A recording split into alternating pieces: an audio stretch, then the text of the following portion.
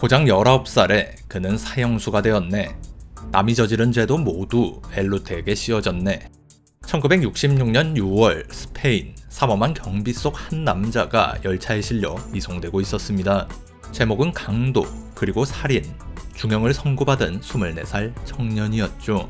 평생을 감옥에서 썩어갈 운명 앞에서 그는 모든 걸 내건 도박을 감행합니다. 단 한 번의 도약, 온몸이 부서지는 고통 속에 찾아온 찰나의 달콤한 자유. 그러나 세상은 이제 다른 방식으로 그를 올가매기 시작했습니다. 당시 스페인을 통치하던 프랑코 독재 정권은 그를 사회를 병들게 하는 공공의적으로 규정하고 억압 통치를 정당화하는 선전 도구로 삼았습니다. 반면 독재에 신음하던 대중은 부당한 권력에 맞서는 그의 모습에서 저항의 상징을 발견하고 열광했죠. 한 시대가 만들어낸 악마이자 영웅, 그 상반된 시선 속에서 그저 자유를 갈망했던 남자, 엘레우테리오 산체스. 사람들은 그를 엘루테라 불렀습니다. 메르체로, 대장장이, 양철공, 행상인으로 수백 년을 살아온 스페인의 유랑민 공동체. 이들은 흔히 집시로 오해받지만 그들과는 구별되는 고유한 민족 집단입니다. 당시 사회는 값싼 양철 물건을 뜻하는 킹카야에서 파생된 경멸적인 이름 킨키로 그들을 불렀습니다. 이 호칭에는 이들을 잠재적 범죄자로 보는 사회적 낙인이 깊게 새겨져 있었죠. ¿Qué costumbres tienen los kinkis? Los kinkis viven en el campo, en plan siempre de errante, tratando de quedarse con lo que no es suyo, cometiendo diferentes clases de delitos, el hurto, el timo, el robo. 특히 프랑코 정권은 한 곳에 정주하지 않는 이들의 유랑 생활을 체제에 대한 불복종으로 간주하고 주요 감시 대상으로 삼았습니다. 이러한 사회적 박해는 교육과 취업기회마저 원천 차단했고 생계가 막막해진 많은 메르체로가 경범죄에 내몰리는 결과를 낳았습니다. 그리고 이는 다시 이들을 향한 차별을 낳는 악순환이 되었죠. 스페인 내전이 남긴 깊은 상흔과 프랑코 정권의 고립 정책이 낳은 극심한 가난, 사람들은 이 시기를 기아의 시대라 불렀습니다. 1942년 4월 15일 그 절망의 한가운데서 한 아이가 태어납니다. 엘레우테리오 산체스 로드리게스. 어머니는 청각과 언어장애가 있었고 살라만카 외곽 판자촌에서 홀로 그를 낳았습니다. 이때 아버지는 교도소에 수감 중이었죠. 그의 가족은 마차를 끌고 스페인 전역을 떠도는 메르체로였습니다. 굶주림과 추위는 일상이었고 학교는 꿈조차 꿀 수 없어 그를 배우지 못했죠. 그의 암울했던 어린 시절, 유일하게 행복했던 기억은 12살 무렵 라스 우르테스의 한 가정에서 염소를 돌보던 때뿐이었다고 합니다. 그들은 가족처럼 산체스를 아껴주며 따뜻한 식사와 잠자리를 내주었지만 그곳에서 생활은 길지 않았습니다. 그는 다시 차가운 마차 위 생활로 돌아와야만 했죠. 짧게 맛본 온기는 세상의 냉혹함을, 잠시 채워졌던 배는 다시 찾아온 허기를 더욱 뼈저리게 느끼도록 만들었습니다. 훗날 산체스는 자신의 첫 번째 죄가 태어난 것 그 자체였다고 회고합니다. 세상은 나를 절벽에서 밀어 바다에 던져놓고는 수영할 줄 아느냐고 묻지도 않았습니다. 18살, 여전히 방랑하던 산체스는 콘수엘로라는 여성과 첫눈에 사랑에 빠졌고 이듬해 한 아이의 아버지가 되었습니다.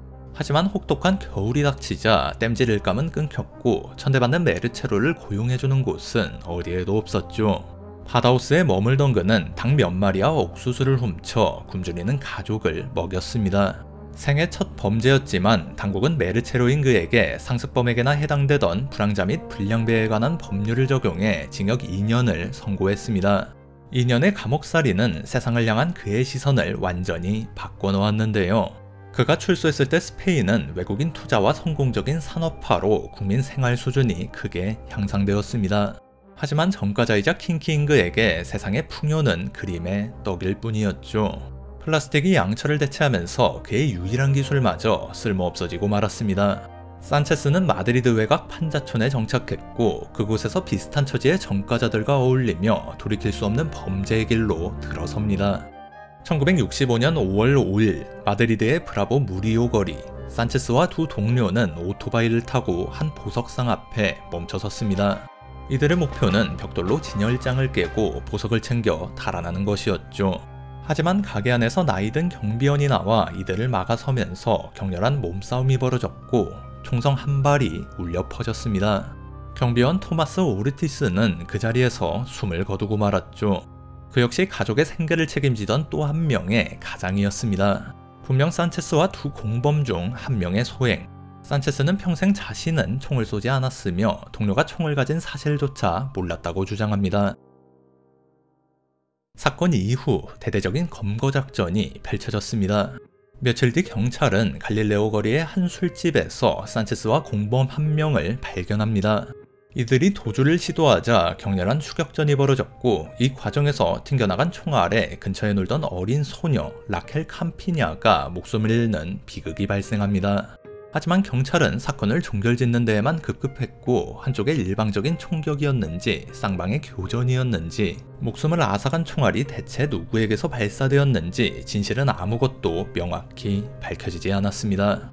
경비원과 소녀의 죽음, 그 모든 책임은 산체스에게 씌워졌죠. 그는 악명 높은 국가안전총국 지하감옥으로 끌려가 혹독한 고문을 당했습니다. 수사관들은 그의 고환을 묶어 괴사 직전에 고통을 가하며 누가 총을 쐈는지 추궁했지만 산체스는 끝까지 모른다고 버텼습니다. 결국 고문을 견디지 못한 두 공범이 산체스를 범인으로 지목하게 되죠. 메르체로가 저지른 범죄, 공권력에 대한 저항, 그리고 수도 한복판에서 벌어진 비극. 이 사건은 대중의 시선을 정치 밖으로 돌리려던 프랑코 정권에게 더할 나위 없이 완벽한 재물이었습니다. 산체스에게는 산적 행위 및 테러리즘법이 적용됩니다. 본래 정치범이나 무장 저항군을 탄압하기 위해 만든 이 법이 일반 형사범에게 적용된 것은 매우 이례적이었습니다. 그는 순식간에 체제를 위협하는 테러리스트가 되었죠. 그리고 체포정보를 작성하던 한 경찰관이 그의 이름 옆에 무심코 적어넣은 별명 하나, 국가가 만든 괴물이자 대중이 만든 영웅 엘 루테가 탄생합니다. 산체스는 민간법원이 아닌 군사법정에 세워졌습니다. 그의 변호사로 지정된 사람은 법률 지식도 없이 말을 더듬는 초급장교 한 명이 전부였습니다. 재판은 처음부터 결론이 정해진 요식행위였고 그는 두 건의 살인 혐의를 뒤집어 쓴 채 사형을 선고받습니다. 현재 스페인법에 따르면 그가 확실히 저지른 강도행위에 대한 처벌은 징역 5년형에 해당한다고 합니다. 산체스는 카라반첼 교도소 사형수 감방으로 이송되었습니다. 그는 살인 혐의를 끝까지 부인하며 다가오는 죽음의 공포 속에서 뜬 눈으로 밤을 보냈죠. 하지만 사형은 집행되지 않았습니다. 이 판결이 명백한 억지라는 사실은 정권 내부에서도 알고 있었고 국제사회의 시선을 의식한 프랑코가 직접 30년 징역형으로 감형시킨 것입니다. 이후 산체스는 엘2에소 교도소에서 기나긴 수감 생활을 시작합니다. 그는 아내와 아이들에게 편지를 쓰고 싶었지만 그를 몰랐습니다. 동료 수감자가 편지를 대신 써주고 답장을 읽어주었죠. 자신의 내밀한 감정이 타인에게 고스란히 드러나는 것에 깊은 수치심을 느낀 순간 그는 글을 배우기로 결심합니다. 23세 난생 처음 글을 배우기 시작한 그는 배움에 놀라운 열정을 보여주었습니다. 프랑코 정권의 교도소는 아이러니하게도 스페인의 가장 자유로운 지성의 용광로였는데요. 자유주의자, 민주주의자, 사회주의자, 무정부주의자, 공화주의자, 민족주의자 등 독재에 저항한다는 단 하나의 이유로 뒤섞여 있었죠.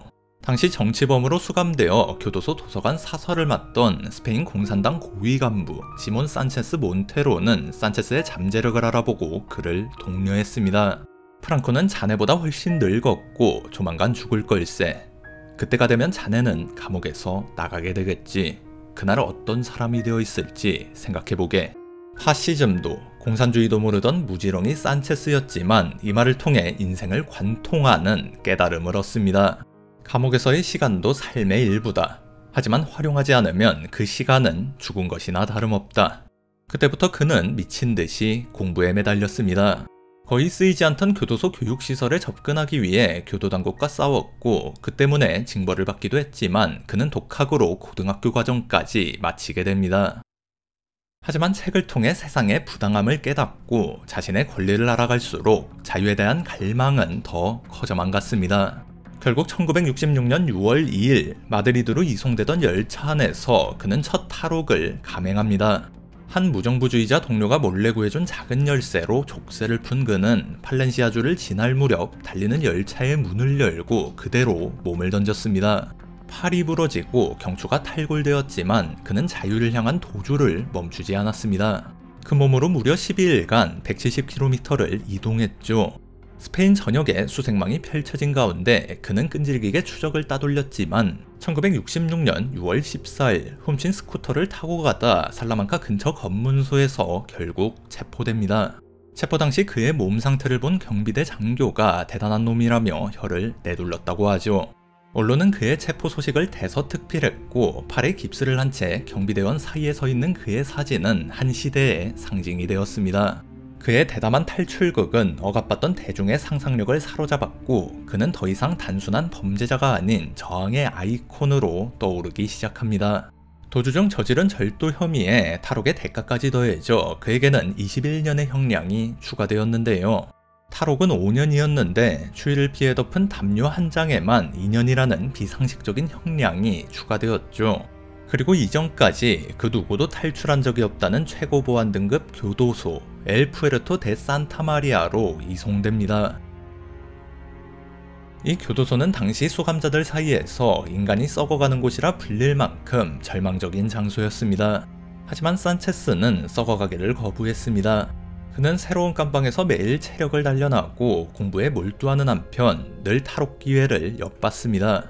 수년간 책임감 있는 모범수로 행세하며 교도관들의 신뢰를 얻는 데 성공하죠.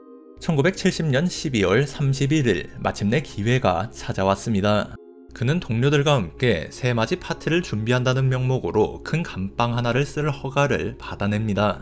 모두가 새해를 맞이하며 들떠있던 그날 밤 산체스와 동료 4명은 벽에 너비 60cm의 구멍을 뚫고 새벽 4시가 되자 탈출을 시작합니다. 산체스가 가장 먼저 밧줄을 타고 담벼락을 넘었는데 이들의 도주를 교도관들이 발견했고 이내 총알이 빗발쳤습니다. 그는 5m 높이에서 그대로 뛰어내렸고 발목을 심하게 삐었지만 어둠 속을 향해 무작정 내달렸죠. 한참을 달려온 뒤 뒤를 돌아봤을 때 그는 자신만 탈출에 성공했음을 깨달았습니다. 엘레우테리오 산체스는 철옹성 같던 이 교도소 역사에 유일하게 탈옥에 성공한 이름으로 기록됩니다.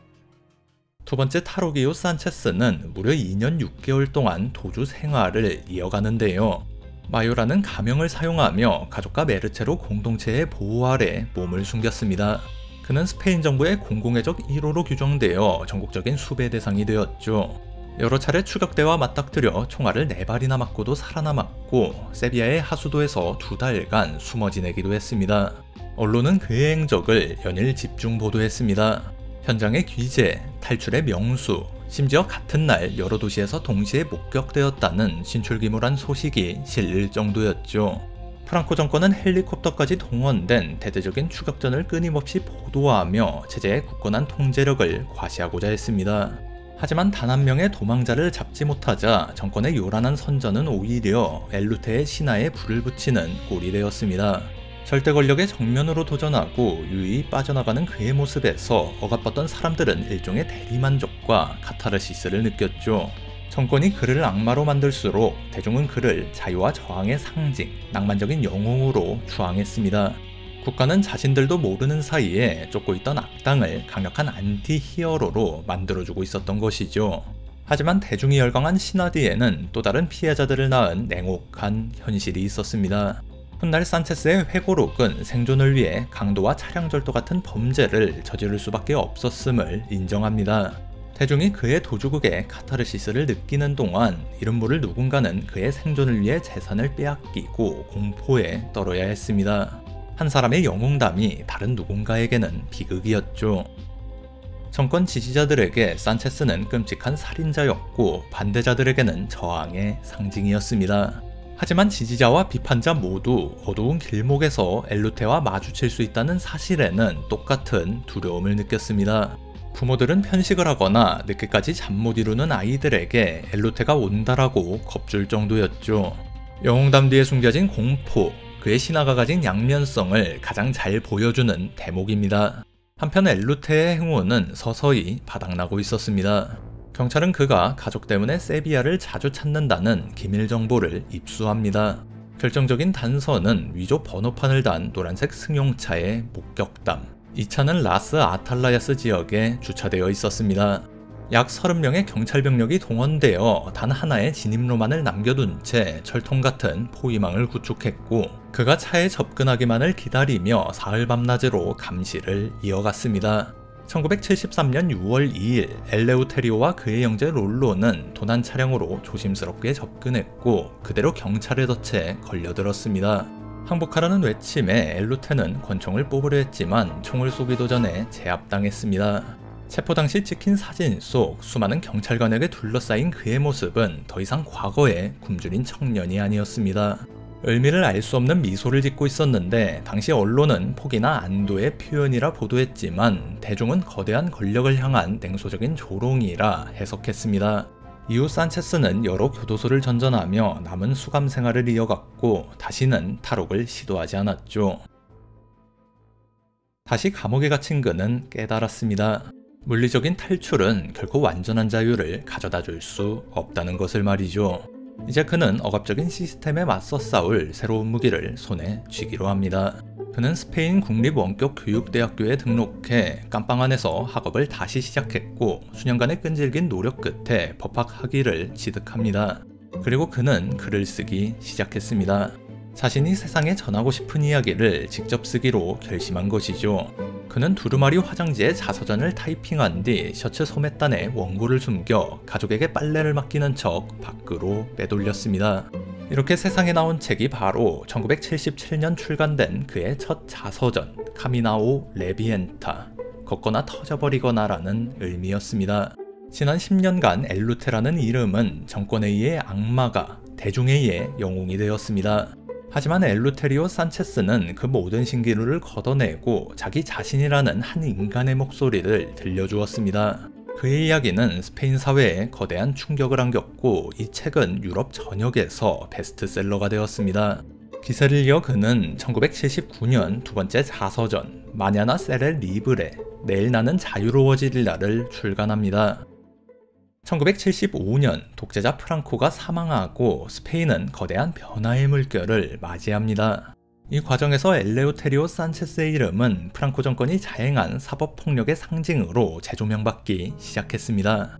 1978년 산체스는 개방교도소로 이감되어 낮 동안의 외출이 허락되었고 마침내 1981년 6월 19일 스페인 정부는 그에게 완전한 사면을 결정합니다.